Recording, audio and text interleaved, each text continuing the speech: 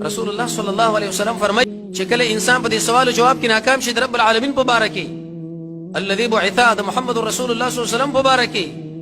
د دین په باره کې وې دا قبر ور باندې په دې شو کیفیت راشي چې د یو پختې په دې بل کې نه باسي او بل پختې ورته په دې بل کې نه باسي سر ورته دې کول راولي او کې ورته سر راولي تاسو سوچ کوه رسول الله صلی الله علیه وسلم فرمای نه نوی ماران په دې انسان باندې الله عز وجل په دې قبر کې مسلط کړي اقرا هغه مرته ویل کېږي چې د زهر د وجې نه دغه په سر باندې بالکل د سر وکتم نه یو مار کچرته دنیا لراغه او جناب نبی کریم علیه الصلاه والسلام فرمایي یو پوکې پکت وکي یو سای وسلا په دې سلور کنج دنیا کې بچرته شین بوټي پتم پیدا نشي دومره صح حالات سره زموږ سره مخامخ کېدل دومره دی دهشت زیات سره زموږ سره مخامخ کېدل لیکن چې کله انسان په دې قبر کې کامیاب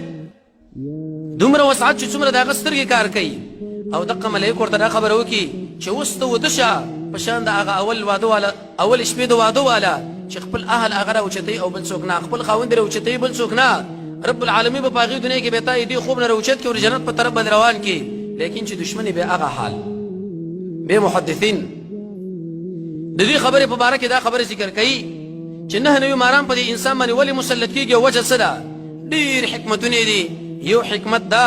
چې دې ظالم د رب العالمین د دې نه نوی نمونه انکار کړو هغه منلنا یو خو اسی په خپل باندې دي چې موږ ټول منو زړګي ورته تسلیمولنا دقه من المهم دي نو جزاء من جنس العمل نن بد نه نوی ماران په دې باندې مسلط